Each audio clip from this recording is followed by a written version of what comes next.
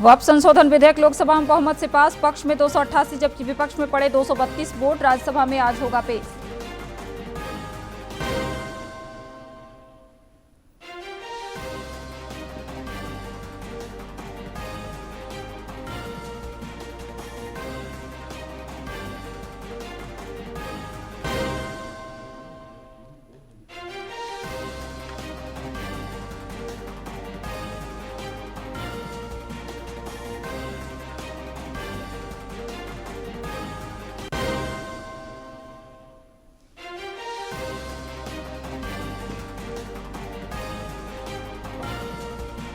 मौसम विभाग ने रांची समेत राज्य के कई हिस्सों में कल तक तेज हवा के साथ बारिश का जताया पूर्वानुमान। वज्रपात और ओलावृष्टि को लेकर अलर्ट।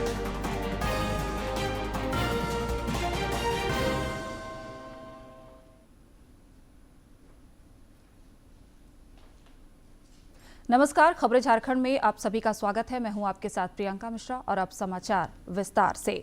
लोकसभा में विपक्ष के संसाधनों को खारिज करते हुए वक्फ संशोधन विधेयक 2025 पारित कर दिया गया है। लोकसभा में विधेयक के पक्ष में 288 सदस्यों ने मतदान किया, जबकि 232 सदस्यों ने विधेयक के विरोध में मत डाले। वक्फ संशोधन विधेयक 2025 का उद्देश्य विरासत स्थलों की सुरक्षा और सामाजिक कल्याण को बढ़ावा देने के साथ ही वक्फ संपत्तियों का प्रबंधन सुव्यवस्थित करना है। आज यह विधेयक राज्यसभा में पेश किया जाएगा। मुसलमान वक्फ निरसन विधेयक 2024 को लोकसभा ने पारित कर दिया। सदन ने अनेक विपक्षी सदस्यों के संशोधनों को खारिज करते हुए 232 के मुकाबले 288 मतों से विधेयक को ध्वनि मत से मंजूरी दे दी। प्रस्ताव करें कि विधेयक को यथा संशोधित पारित किया जाए। Sir, I move that the bill be passed as amended. प्रश्न ये कि विधेयक को यथा संशोधित पारित किया जाए। जो सदस्य इसके पक्ष में हाँ कहें, जो सदस्य विरोध में ना कहें। मेरे विचार में निर्णय हाँ वालों के पक्ष में, हाँ वालों के पक्ष में प्रस्ताव स्वीकृत हुआ। विधेयक पर यथा संशोधित पारित हुआ। लोकसभा में 12 घंटे से अधिक समय देर रात तक इस विधेयक पर चर्चा की गई। चर्चा के दौरान केंद्रीय गृह मंत्री अमित शाह ने कहा कि वक्फ में एक भी गैर मुस्लिम को शामिल नहीं किया जाएगा। इस कानून में ऐसा कोई प्रावधान नहीं है। आपके वक्फ में एक भी नॉन मुस्लिम नहीं आएगा।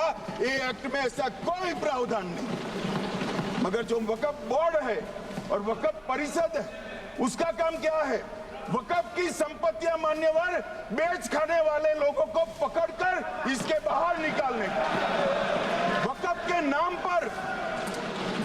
के नाम पर औने पौने दाम में संपत्तियों को 100 साल तक किराए पे देने वाले लोगों को पकड़ना है। वक्फ का जो पैसा होता है, इनकम जो गिरती जा रही है, जिसके माध्यम से माइनॉरिटी का विकास करना है, माइनॉरिटी को आगे बढ़ाना है, इस्लाम धर्म की सारी धार्मिक संस्थाओं को पुख्ता करना है।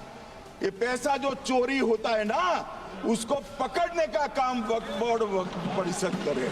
और मान्यवर वो चाहते हैं कि इनके राज में जो मिलीभगत चली वो चलती रहे। ये नहीं चलेगी, ये नहीं चलेगी।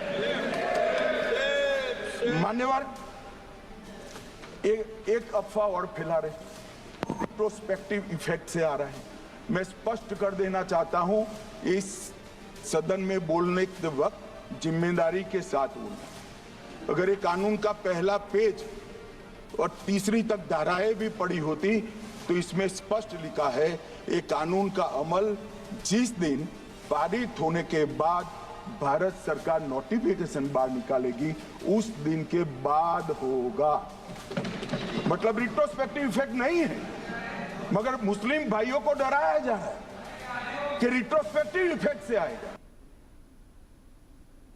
लोकसभा में इस विधेयक के पास होने के बाद सत्ता पक्ष और विपक्ष के विधायकों ने अपनी अपनी प्रतिक्रियां दी हैं। सरकारी दल का ज्यादा संख्या है, इसलिए वो सरकार बनाए। विरोधी दल के ओर से हम लोग जितना बाधा दे सकता उतना बाधा दिया।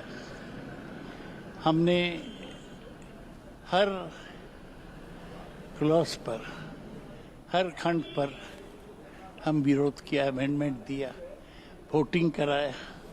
फिर सरकार और ये बिल के खिलाफ जितना बोल सकते हम बोले। बिल तो पास होने वाला ही था। मैं ये मानता हूं कि जितने संशोधन के बाद आज जब इसको लेकर आया गया है तो इसको वो ढांचा, वो स्वरूप दिया गया है जो प्रो पुअर मुसलमान है। ये उन लोगों के हक की बात करता है, मुसलमानों में भी, जो आज की तारीख में भी हाशिए में है। भले वो मुसलमानों में पिछड़ी जाति से आने वाले लोग हों, महिला मुसलमान हों, उनको मुख्य धारा के साथ जोड़ने की सोच के साथ इनमें संशोधन किए गए हैं। मुझे तकलीफ इस बात की होती है कि अगर किसी सिस्टम में आप पारदर्शिता ला रहे हैं तो इससे आपको डर किस बात का, फिर इससे आपको घबराहट किस बात की है?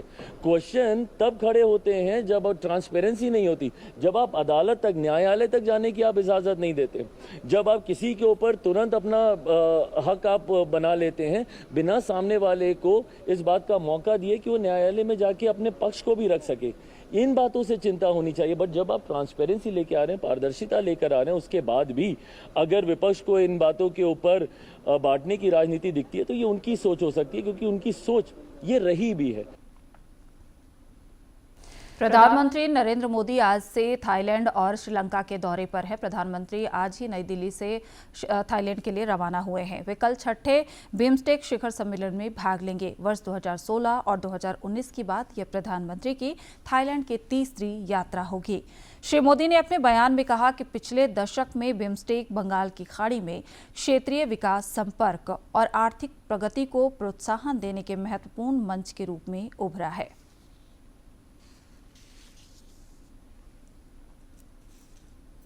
प्रधानमंत्री बिम्स्टेक शिखर सम्मेलन में हिस्सा लेंगे। इसमें शामिल होने के लिए थाईलैंड के प्रधानमंत्री ने श्री मोदी को आमंत्रित किया है।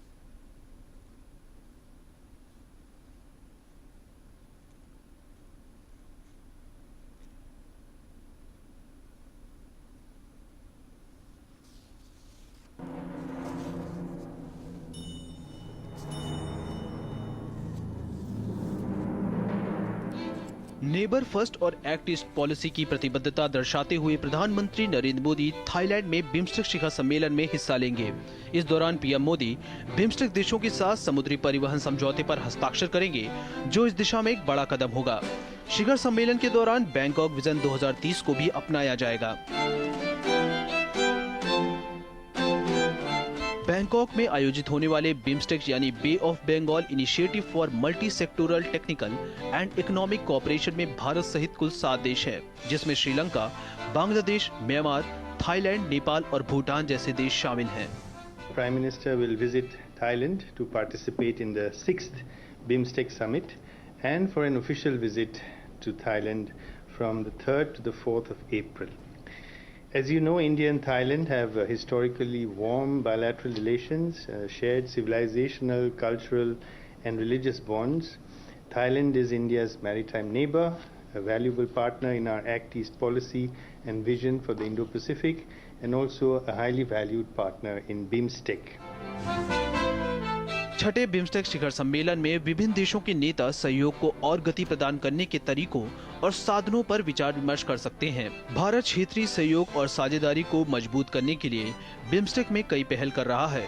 इनमें सुरक्षा बढ़ाना, व्यापार और निवेश को सुविधाजनक बनाना, भौतिक, समुद्री और डिजिटल संपर्क स्थापित करना, खाद्य, ऊर्जा, जलवायु और मानव सुरक्षा में सहयोग करना, क्षमता निर्माण और कौशल विकास को बढ़ावा देना और लोगों के बीच संबंधों को बढ़ाना शामिल है। प्रधानमंत्री मोदी बिम्स्टेक सम्मेलन से इतर थाईलैंड के प्रधानमंत्री के साथ भी बैठक करेंगे। इस बैठक में दोनों देशों के नेता द्विपक्षीय सहयोग की समीक्षा करने और देशों के बीच भविष्य की साझेदारी का मार्ग प्रशस्त करने को लेकर बात करेंगे। The Prime Minister will hold bilateral meetings with the Prime Minister of Thailand, Ms. Paetongtarn Shinawatra. They will review the progress in the entire gamut of bilateral relations and ways to add greater momentum to the India-Thailand bilateral partnership, and also exchange views on the regional and multilateral issues. They will also witness the signing of several bilateral documents.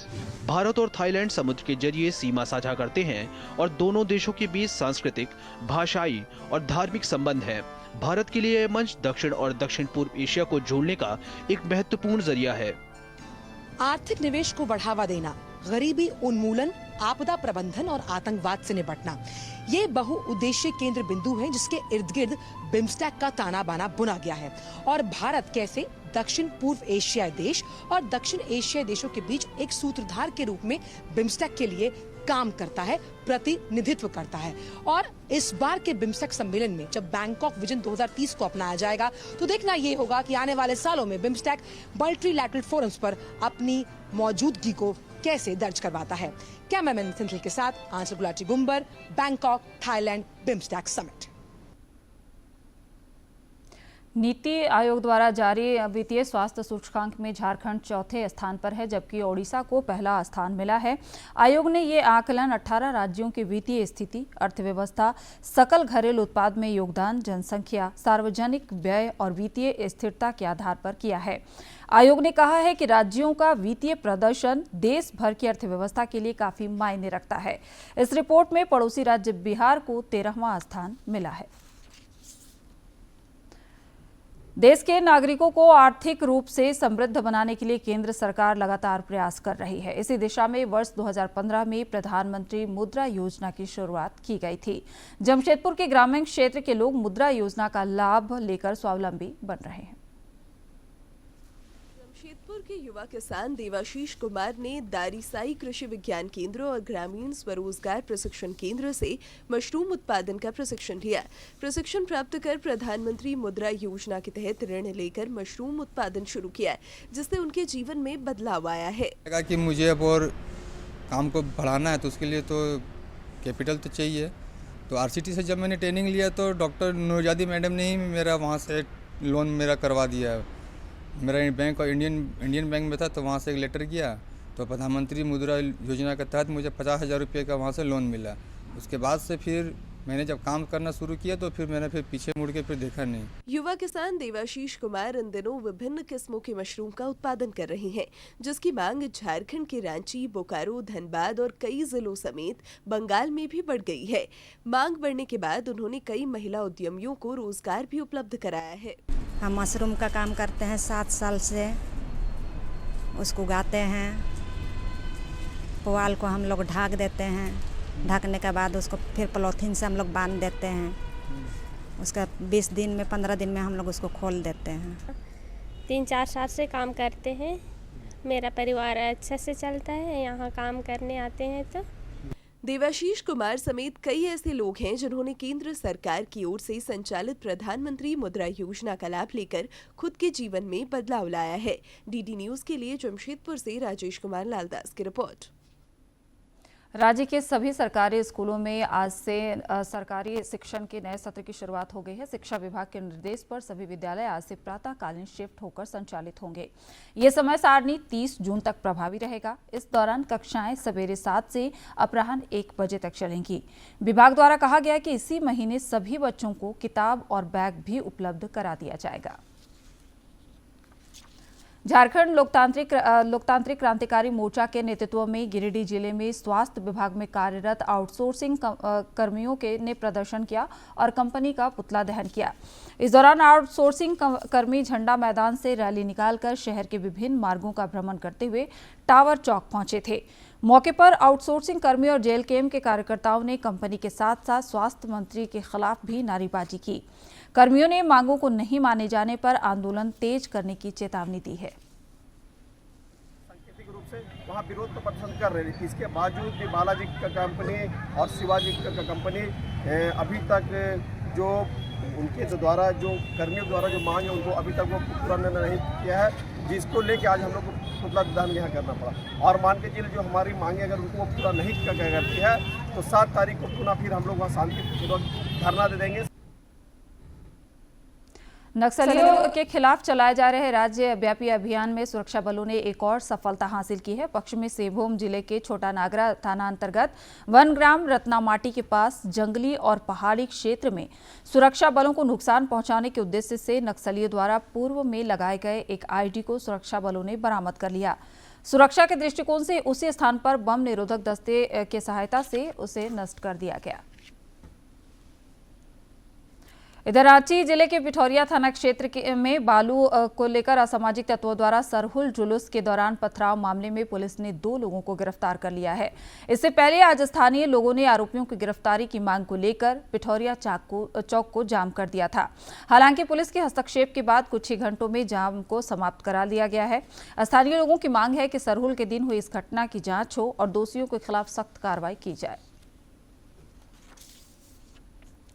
इधर RJD प्रमुख लालू प्रसाद यादव की तबीयत खराब होने के बाद उन्हें देर रात हवाई मार्ग से दिल्ली ले जाया गया है। नई दिल्ली स्थित एम्स में उनका इलाज चल रहा है। श्री प्रसाद के साथ पूर्व मुख्यमंत्री राबड़ी देवी, उनकी बेटी मीसा भारती भी दिल्ली गई हैं। इससे पहले तबीयत खराब होने पर उन्हें पटना स्थित पारस अस्पताल में भर्ती कराना पड़ा था। बाद में फिर उन्हें दिल्ली एम्स ले जाया गया।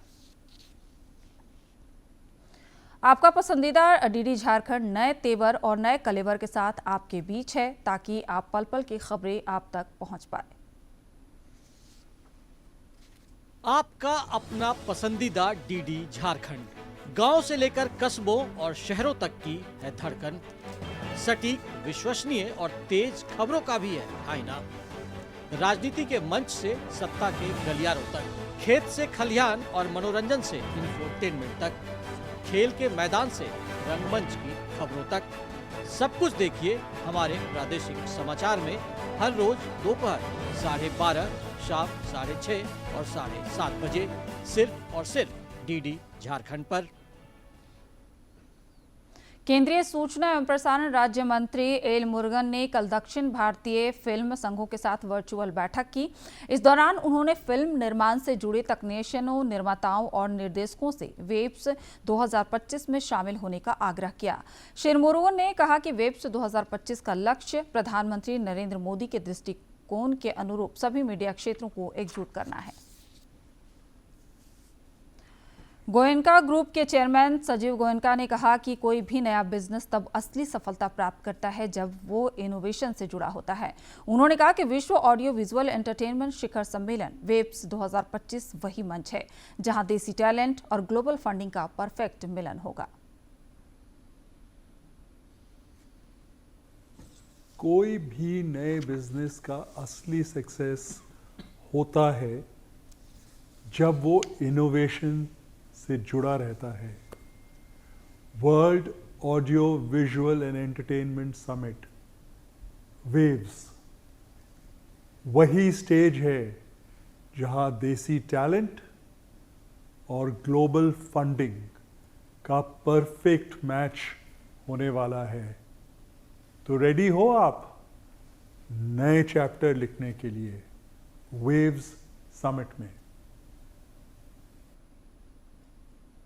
धनबाद रेल मंडल ने एक बार फिर अपनी उत्कृष्टता साबित करते हुए माल ढुलाई के मामले में पूरे देश में पहला स्थान हासिल कर लिया है। धनबाद मंडल के डीआरएम कमल किशोर सिन्हा ने प्रेस वार्ता कर ये जानकारी दी। उन्होंने बताया कि धनबाद मंडल यात्री सुविधा और माल ढुलाई दोनों में अब भी पहले स्थान पर बना हुआ है।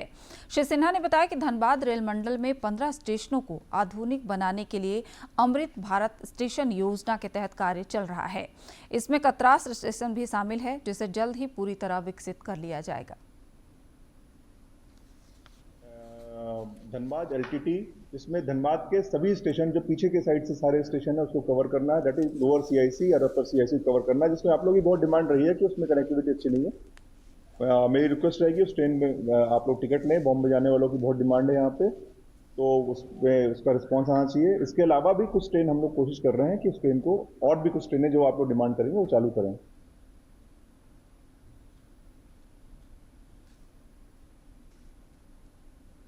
यात्रियों की भीड़ को देखते हुए रेलवे ने समर स्पेशल ट्रेन चलाने का निर्णय लिया है। रांची नई दिल्ली समर स्पेशल ट्रेन का परिचालन कल से शुरू होगा, जो 29 जून तक चलेगा। यह ट्रेन रांची से हर शुक्रवार को रात 11:55 पर नई दिल्ली के लिए खुलेगी। वहीं नई दिल्ली से रांची के लिए ट्रेन अपराह्न 4 बजे से प्रस्थान करेगी। साथ ही कोलकाता और अजमेर के लिए भी रांची से समर स्पेशल ट्रेन परिचालन किया जाएगा। चैत्र नवरात्र के छठे दिन आज मां दुर्गा के कात्यायनी स्वरूप की पूजा अर्चना की जा रही है। नवरात्र को लेकर मंदिरों में श्रद्धालुओं की खासा भीड़ देखी जा रही है। नवरात्र के छठे दिन मां कात्यायनी की पूजा होती है। दिल्ली के झंडेवालान मंदिर में माता की आरती की गई। वहीं छतरपुर में सुबह सवेरे आरती में भारी संख्या में भक्त शामिल हुए।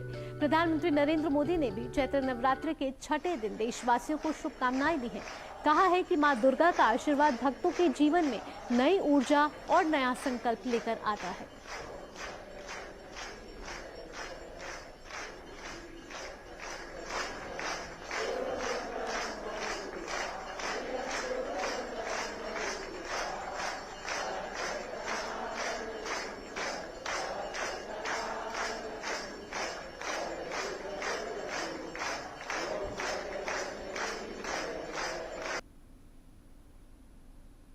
नेम निष्ठा का महापर्व चैती छठ के सिलसिले में छठ व्रती आज अस्ताचलगाह में सूर्य को पहला अर्घ्य अर्पित करेंगी। कल उदयमान सूर्य को अर्घ्य अर्पित करने के साथ ही 4 दिवसीय छठ महापर्व का समापन हो जाएगा। इससे पहले कल छठ व्रतियों ने खरना का अनुष्ठान किया और उनका 36 घंटे का निर्जला उपवास शुरू हो गया।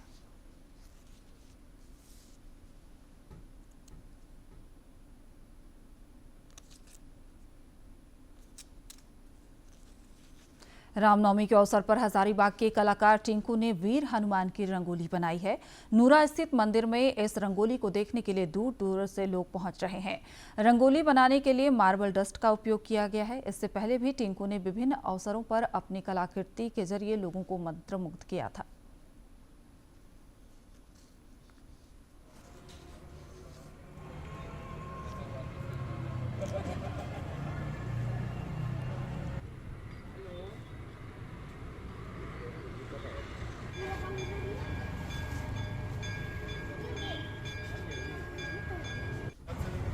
एक सप्ताह से यही चल रहा है और रात में तो कल तो रात भर इधर जग के बनाए हैं। तो अभी देख लीजिए बजरंगबली का पूरा रंगोली आज पूरा फाइनली मंगल के दिन आज पूरा कंप्लीट हो गया है।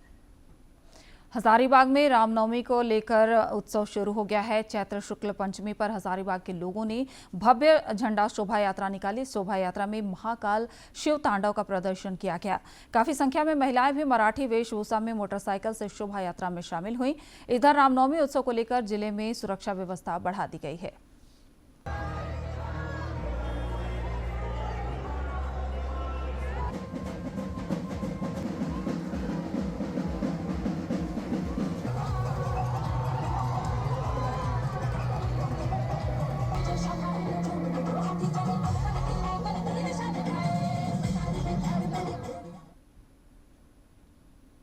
Para throw ball Asian championship में कांस्य पदक जीतकर कंबोडिया से लौटी झारखंड के खिलाड़ियों का रांची रेलवे स्टेशन पर जोरदार स्वागत किया गया। प्रतियोगिता में राज्य की पुरुष और महिला दोनों टीमों ने कांस्य पदक हासिल किया है।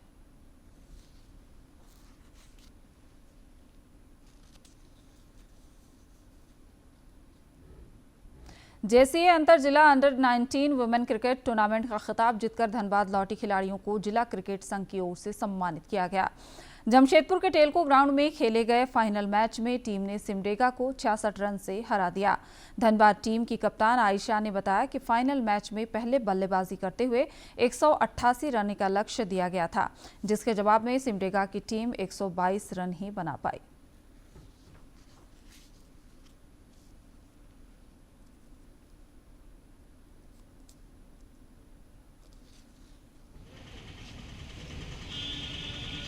तो काफी अच्छा लग रहा है। ऑब्वियस है ये बात कि जीत करके सब इसीलिए जाते ही है खेलने के लिए कि जीत करके आए, तो जीत के बहुत अच्छा लग रहा है। अच्छी फीलिंग्स आ रही है। कोई देखिए पहली बात तो भारी कोई टीम लगेगा नहीं क्योंकि ये धनबाद टीम था, और दूसरी बात कि ये टीम वर्क था। एज अ क्रिकेटर क्रिकेट एक टीम गेम ही है, तो सबका अच्छा परफॉर्मेंस था, जिसमें से वृष्टि और नेहा ने बहुत अच्छा परफॉर्मेंस दिया। एज अ कैप्टन को उसने काफ़ी अच्छा सपोर्ट किया, तो बहुत अच्छा लग रहा है जीत के। खेल जगत की महत्वपूर्ण खबरों को देखते हैं फटाफट अंदाज में। मुकाबला कोलकाता की defending champion Kolkata night Riders और रनर अप सनराइजर्स हैदराबाद के बीच खेला जाएगा। आईपीएल के 14वें मुकाबले में बुधवार को गुजरात टाइटंस ने रॉयल चैलेंजर्स बेंगलुरु को 8 विकेट से हराया। आरसीबी ने 8 विकेट पर 169 का स्कोर खड़ा किया। बीसीसीआई ने 2025 के लिए टीम इंडिया का शेड्यूल जारी कर दिया है। वेस्ट इंडीज और दक्षिण अफ्रीका की टीमें इस साल भारत दौरे पर आएंगी। भारत और वेस्ट इंडीज के बीच 2 मैचों की टेस्ट सीरीज का आगाज 2 अक्टूबर से होगा। आईसीसी द्वारा जारी ताजा रैंकिंग में भारतीय क्रिकेट टीम के स्टार खिलाड़ी हार्दिक पांड्या T20 में नंबर 1 ऑलराउंडर बने हुए हैं। उन्होंने अपना पहला स्थान बरकरार रखा है। टीम इंडिया के mystery spinner Varun Chakravarthy T20 गेंदबाजी रैंकिंग में 1 स्थान गिरकर तीसरे स्थान पर खिसक गए हैं। वरुण चक्रवर्ती 706 रेटिंग अंक के साथ न्यूजीलैंड के जेकब डफी और वेस्टइंडीज के अकील हुसैन से पीछे हैं। राजस्थान रॉयल्स के कप्तान संजू सैमसन को बीसीसीआई सेंटर ऑफ एक्सीलेंस से मंजूरी मिल गई है और वह रिकवरी के बाद विकेट कीपिंग के साथ साथ अपने पूर्णकालिक नेतृत्व भूमिका फिर से संभालेंगे। राज्य के मौसम में उतार चढ़ाव लगातार जारी है। रांची स्थित मौसम विज्ञान केंद्र के वैज्ञानिक अभिषेक आनंद ने बताया कि राजधानी रांची समेत राज्य के कई हिस्सों में आज और कल तेज हवा के साथ बारिश होने की संभावना है। विभाग ने गरज, बारिश, वज्रपात और ओलावृष्टि को लेकर येलो अलर्ट जारी कर दिया है। उन्होंने बताया कि साइक्लोनिक सर्कुलेशन के प्रभाव से मौसम में यह बदलाव देखने को मिल सकता है। और वो बिहार और झारखंड, छत्तीसगढ़ होते हुए क्रॉस कर रहा है। एक साइक्लोनिक सर्कुलेशन है जो कि दक्षिणी छत्तीसगढ़ में 1.5 किलोमीटर मीन सी लेवल तक एक्सटेंड कर रहा है और एक और साइक्लोनिक सर्कुलेशन है जो कि साउथ वेस्ट मध्य प्रदेश में 1.5 किलोमीटर मीन सी लेवल पर एक्सटेंड कर रहा है। तो इन सिस्टम के असर से आज में हम लोग देखेंगे कि जो दक्षिणी इलाके हैं, मध्य इलाके हैं, उससे सटे हुए जो पश्चिमी इलाके हैं, वहाँ पे आपको गर्जन वज्रपात के साथ में 30 से 40 किलोमीटर प्रति घंटे के हिसाब से हवा चल सकती है। तो जब भी गर्जन वज्रपात वाले काले घुंघराने बादल बनेंगे तभी ऐसी स्थिति देखने को मिलेगी। शेष समय में कुछ बादलों का आना जाना हो सकता है, उसके कारण जो पारा का उतार चढ़ाव आपको देखने को मिलेगा। अगर कल की बात करें तो कल में जो राज्य के दक्षिणी इलाके उससे सटे हुए मध्य इलाके हैं, वहाँ तेज हवा के झोंके गर्जन वज्रपात के साथ में 40 से 50 किलोमीटर प्रति घंटे के हिसाब से भी चल सकते हैं और उससे सटे हुए जो पश्चिमी और उत्तरी इलाके हैं वहाँ पे 30 से 40 किलोमीटर प्रति घंटे के हिसाब से भी ठंडा सेल के समय में आपको हवा देखने को मिल सकते हैं। और अब बात कारोबार जगत की।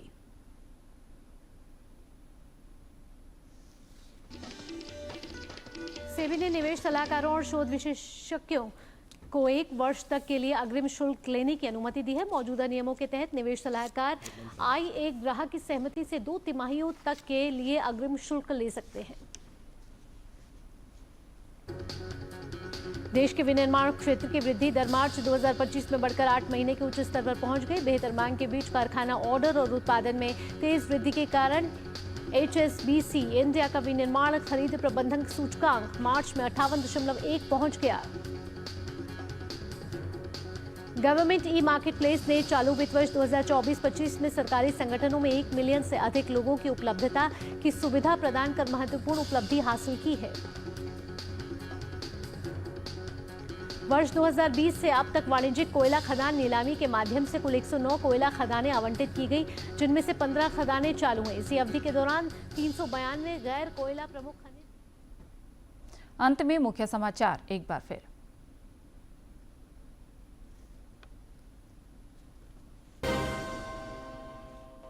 वक्फ संशोधन विधेयक लोकसभा में बहुमत से पास, पक्ष में 288 जबकि विपक्ष में पड़े 232 वोट। राज्यसभा में आज होगा पेश।